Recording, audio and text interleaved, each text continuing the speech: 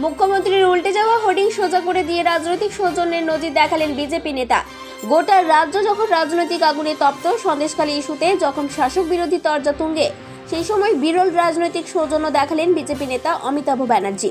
এদিন দুপুরে দুর্গাপুরের সিটি সেন্টারে ডিএমসি মোড়ের কাছে ফ্লাইওভারে মুখ্যমন্ত্রীকে স্বাগত জানিয়ে হোর্ডিং লাগিয়েছিল তৃণমূল। মুখ্যমন্ত্রীর শহরে আগমনকে উপলক্ষ করে এই হোর্ডিং লাগিয়েছিল জেলা তৃণমূল। গাড়িতে যাওয়ার পথে তা লক্ষ্য করেন অমিতাভ ব্যানার্জি।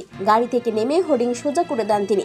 আসন্ন লোকসভা নির্বাচন যুদ্ধে যখন একে অপরের বিরুদ্ধে ক্রমেই শান দিচ্ছে তৃণমূল ও বিজেপি, সেখানেই নিঃসন্দেহ ব্যতিক্রম এই রাজনৈতিক সৌজন্যতা। কিভাবে হলো? আজকে সকালবেলায় যখন আমি অফিস আসি সিটি সেন্টারে, তখন দেখলাম মমতা ব্যানার্জির ছবিটা উল্টে পড়ে আছে। আজকে বিকেলে একটু আগে 10 মিনিট আগে আমি গিয়েছিলাম ব্যাংকে যাওয়ার পথে দেখলাম ওই অবস্থাতেই উল্টে পড়ে আছে। মমতাদি গত কালই বোধহয় দুর্গাপুর ছেড়ে গেছেন। তো খুব দুঃখ লাগলো যে দুর্গাপুরে এত লোক আছে, এত টিএমসির লোকেরা আছে, মমতা বন্দ্যোপাধ্যায়ের মতো মুখ্যমন্ত্রীর ছবিটাও ঠিক করার মতো তাদের সময় নেই। বহু লোক দেখে যাচ্ছে, পার দিয়ে মানে হাজার হাজার লোক পেরিয়ে যাচ্ছে, কারো ইচ্ছেও নেই, কার দিশাও নেই।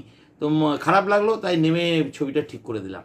সেটা একটা রাজ্যের মুখ্যমন্ত্রী, উনি যাই করুক, যত অন্যায় করুক, আমাদের রাজ্যের মুখ্যমন্ত্রী, সুতরাং মুখ্যমন্ত্রীর ছবি উল্টে পড়ে থাকবে, ঠিক মনটা চাইলো না, তাই ঠিক করে দিলাম। বলবেন সন্দেশখালী তো একটা বিরাট ভুল মমতা সরকারের। মমতা দিদির সৌজন্যেই সন্দেশখালীর এই ধরনের একটা অন্যায় অবিচার হয়েছে মহিলাদের ওপর। ওনার একদম জানতে ব্যাপারটা ঘটেছে উনার এবং ওনার লিডারদের। এটা আমরা তীব্র ধিক্কার জানাই ব্যাপারটা নিয়ে। সন্দেশখালী নিয়ে আমাদের লড়াই চলছে, এই লড়াই আগামী দিনে চলবে। কিন্তু রাজ্যের মুখ্যমন্ত্রী, সুতরাং আমারও মুখ্যমন্ত্রী, সবার মুখ্যমন্ত্রী, ওনার ফটো উল্টে থাকবে, এটা নিতে পারলাম না, তার জন্যই ঠিক করে দিলাম। হ্যাঁ, এটা আমরাও দেখছি, সৌজন্যবোধ হারিয়ে যাচ্ছে।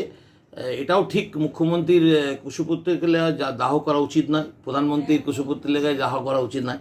তাদের যদি কোনো অন্যায় থাকে, সে অন্যায় নিয়ে ডেফিনেটলি আমরা এগিয়ে যাব, জনতার কাছে যাব, জনতাকে জানাবো, পাবলিকের কাছে যাব, তাদের জানাবো। তাদের নির্দেশে, তাদের আদেশে, তাদের সহানুভূতিতে, তাদের ভোটেই তো আবার নতুন লিডার তৈরি হবে।